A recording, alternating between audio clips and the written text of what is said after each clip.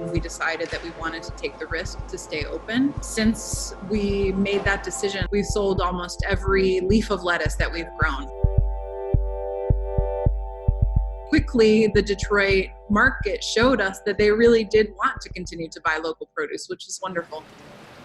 Planned in Detroit, a hydroponic farm on the city's Island View neighborhood. Last year, One Detroit showed you their operation growing greens and microgreens for local restaurants. With the pandemic, Planted's customer base vanished, meaning a big change if it were to survive. We wanted to sell directly to folks that wanted to support their local farm. So we took the opportunity to pivot. If we go right to the customer, then they get exactly what they want because we have their feedback directly.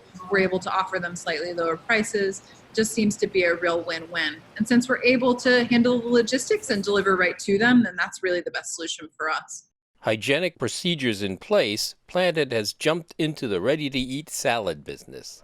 It had already been selling some of their greens directly to customers, but now it's licensed to deliver the whole mix with all the fixins. So are you growing all the components that go into these salads?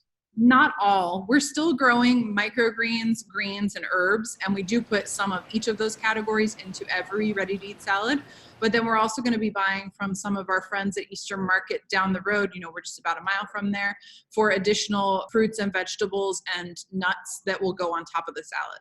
Planted makes door-to-door salad deliveries across Detroit and to a few cities nearby.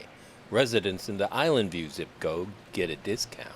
As always, margins are a little slim for us because we're growing in this high technology environment, but we're still building. We're constructing our next 2 grow rooms. We just started this week when the new executive order allowed for construction.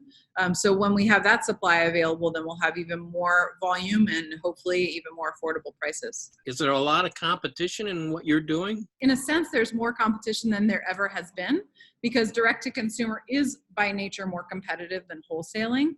And a lot of small farms just like us have pivoted in the same way.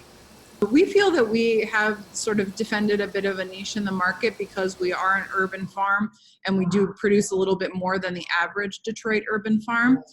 We really hope that this positive side of the pandemic is that people understand the value of local foods because now all of a sudden we're intimately aware of how interconnected our world is. And when any aspect of it shuts down, then it really does compromise our ability to feed our families. You can find more at onedetroitpbs.org or subscribe to our social media channels and sign up for our One Detroit newsletter.